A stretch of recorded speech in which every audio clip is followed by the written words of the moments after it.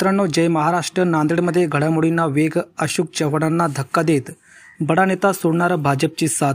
मित्रांनो नमस्कार, बातमीपत्रामध्ये आपलं सर्वांचं स्वागत आहे. सविस्तर बातमी जाणून घेऊया. त्या अगोदर तुम्ही जर चॅनलवर नवीन असाल तर चॅनल सबस्क्राईब करा आणि बेल आयकॉन प्रेस करा. आगामी विधानसभा निवडणुकीच्या पार्श्वभूमीवर नांदेडच्या राजकीय वर्तुळात घडामोडींना वेग आला आहे. लोकसभा निवडणुकीच्या आधी महाविकास आघाडीतून भाजपमध्ये गेलेले अनेक बडे नेते परतीच्या वाटेवर असल्याची चर्चा आहे. लोकसभा निवडणुकाआधी माजी मुख्यमंत्री अशोक चव्हाण यांनी काँग्रेसला रामराम करत भाजपमध्ये प्रवेश केला. भाजपकडून त्यांना खासदारकीही मिळाली. त्यांच्या पाठोपाठ भास्करराव पाटील खदगावकर हे देखील भाजपमध्ये सामील झाले. पण गेल्या काही दिवसापासून भास्करराव पाटील खदगावकर यांच्या सुनबाई आणि 2 माजी आमदार देखील काँग्रेसमध्ये प्रवेश करणार असल्याची माहिती समोर आली आहे.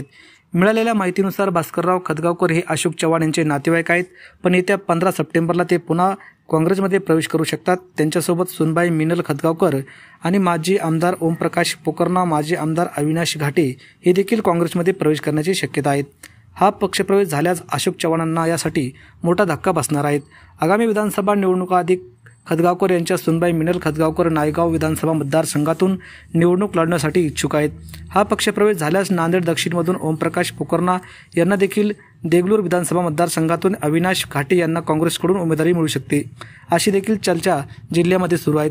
दरम्यान अशोक चव्हाण काँग्रेसची साथ सोडल्यानंतर काही दिवसातच त्यांना राज्यसभेवर संधी देण्यात आली, पण त्यांच्यासोबत गेलेल्या भास्करराव खदगावरांना भाजपकडून कोणतीच संधी मिळाली नाही. त्यामुळे भाजपमध्ये नाराज असल्याची चर्चा आहे. लोकसभा निवडणुकीत भाजप उमेदवाराचा पराभव करून काँग्रेसच्या वसंत चव्हाण यांनी मोठा विजय मिळवला. काही दिवसापूर्वीच त्यांचे निधन झाले. त्यामुळे विधानसभा निवडणुकीसोबतच नायगाव लोकसभेची निवडणूकही लागण्याची शक्यता असल्यामुळे ही संधी साधून भास्करराव खदगावकर काँग्रेसमध्ये प्रवेश करण्याची शक्यता आहे. मित्रांनो, या सर्व घडामोडीवर आपल्याला काय वाटतं? आपलं मत नक्की कमेंट बॉक्समध्ये व्यक्त करा. धन्यवाद. जय महाराष्ट्र.